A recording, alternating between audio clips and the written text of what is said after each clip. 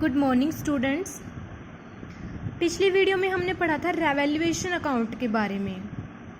यहाँ पे बात करनी है मेमोरेंडम रेवैल्यूएशन अकाउंट। रेवैल्यूएशन अकाउंट हम किस केस में तैयार करते हैं? जब रिवाइज्ड वैल्यू को हमने दिखाना हो अपनी बैलेंस शीट में। जब रिवाइज्ड वैल्यू को दिखाना हो बैलेंस शीट में, यानी कि एसेट्स की वैल्यू कम हुई, ज़्यादा हुई, चेंज्ड वैल्यू को हमने नई बैलेंस शीट में शो किया। ऐसे ही लायबिलिटी की वैल्यू में कोई चेंज अगर हुआ तो हमने उसको नई बैलेंस शीट में दिखाया। बट यहाँ पे हम ये डिसाइड करते हैं कि एसेट्स और लायबिलिटी की जो रिवाइज्ड वैल्यू है उसको हम अपनी अकाउंट्स में शो नहीं करेंगे। यानी कि पार्टनर इस बात पे एग्री करते हैं कि हम जो चेंज्ड वैल्यू है उसके ऊपर जो यानी कि बैलेंस शीट में हम उनको नहीं दिखाएंगे अपनी सारी की सारी एसेट्स को और लायबिलिटी को, हम पुरानी वैल्यू पे ही दिखाएंगे। तो इस सिचुएशन में हम रेवैल्यूएशन अकाउंट ना बना के मेमोरेंडम रेवैल्यूएशन अकाउंट बनाते हैं। इस अकाउंट के दो पार्ट होंगे। फर्स्ट पार्ट सेम हमारा रेवैल्यूएशन अकाउंट जो हमने बनाया था वही रहेगा। अगर प्रॉफिट होता है उसको हम क्रेडिट में डालते हैं, लॉस होता है उसको हम डेबिट में डालते हैं। वहाँ से अगर हमें प्रॉफिट हुआ तो ओल्ड पार्टनर को हम डिस्ट्रीब्यूट कर देंगे। फर्स्ट पार्ट में हमने इतना करना है जो हमने रेवैल्यूएशन अकाउंट में किया था। बट सेकंड स्टेप हमारा क्या होगा? सेकंड पार्ट में हम क्या करेंगे? मेमोरेंडम रेवैल्यूएशन अकाउंट में ऊपर जो वर्क हमने किया बिल्कुल उसका रिवर्स कर देंगे। जो चीज़ें हमारी डेबिट हुई थी उसको हम क्रेडिट कर देंगे, जो क्रेडिट हुई थी उसको डेबिट कर देंगे।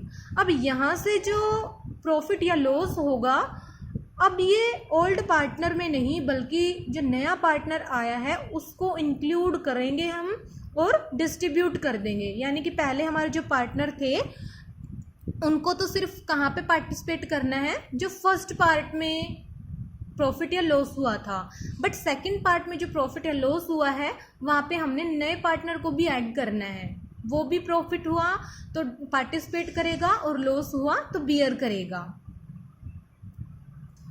क्वेश्चन देखिए तब समझ पाओगे ठीक से। Continuing illustration 27, if the partner agreed that the revised value of assets and liability are not to be recorded in books, the journal entry, memorandum revaluation account, capital account and the balance sheet will be prepared as follow. हमने statement 27 जो illustration था वही वाली लेनी है।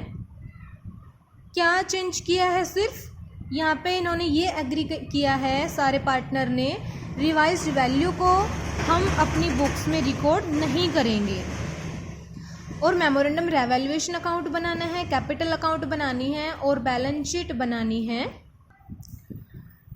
तो जैसे हमने रेवैल्यूएशन अकाउंट में किया था, जो टोटल प्रॉफिट हुआ था उसको ओल्ड पार्टनर जो हैं उनके कैपिटल अकाउंट में ट्रांसफ़र कर दिया था। सेम ऐसे ही फर्स्ट पार्ट में यहाँ पे करना है।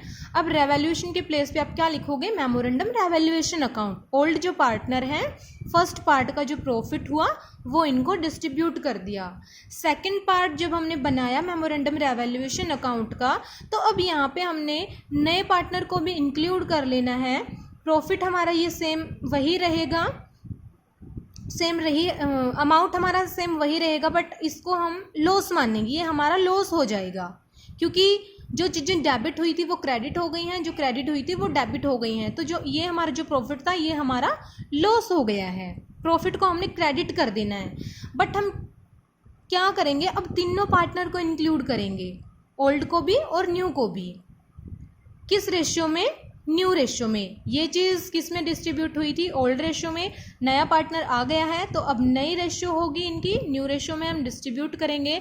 देन सारी की सारी जो जर्नल एंट्री हैं वो सेम रहेंगी क्योंकि वैसे ही ये मोनिका कैपिटल लेके आई है। टोटल कैश हुआ 21,000 रुपये, गुडविल लेके आई है 6,000 रुपये की। उसके बाद जो गुडविल की वैल्यू है ये ट्रांसफ़र कर दी गई है ओल्ड पार्टनर के अकाउंट्स में सैक्रिफाइसिंग रेशियो में।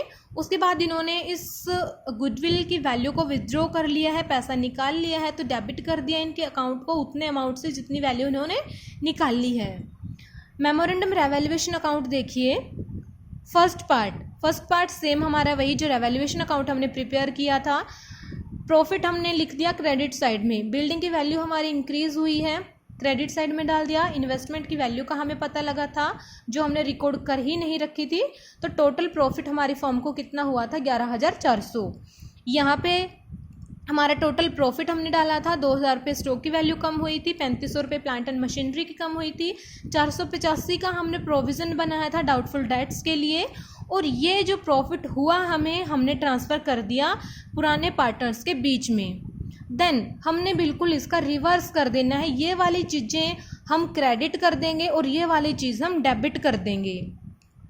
देखिए यहाँ पे जो 11,400 का हमें प्रॉफिट हुआ था टोटल, वो हमने कर दिया डेबिट, और दूसरी साइड हमने कर दिया जो अमाउंट हमारा टोटल हुआ था 5,985 का जो डेबिट हुआ था उसको हमने कर दिया क्रेडिट। तो यहाँ पे अब भी सेम हमारी जो अमाउंट है डिफरेंस तो वही आना है, क्योंकि सारी की सारी रिवर्स हमने एंट्री कर दी है अब। बट यहाँ पे डिफरेंस सिर्फ क्या है कि यहाँ पे जो पार्टनर होंगे वो नए पार्टनर को भी इंक्लूड करके लिखने हैं हमने। तो ये लॉस कौन बियर करेगा? तीनों पार्टनर। नया पार्टनर भी अब फर्म का हिस्सा बन चुका है तो वो भी बियर करेगा।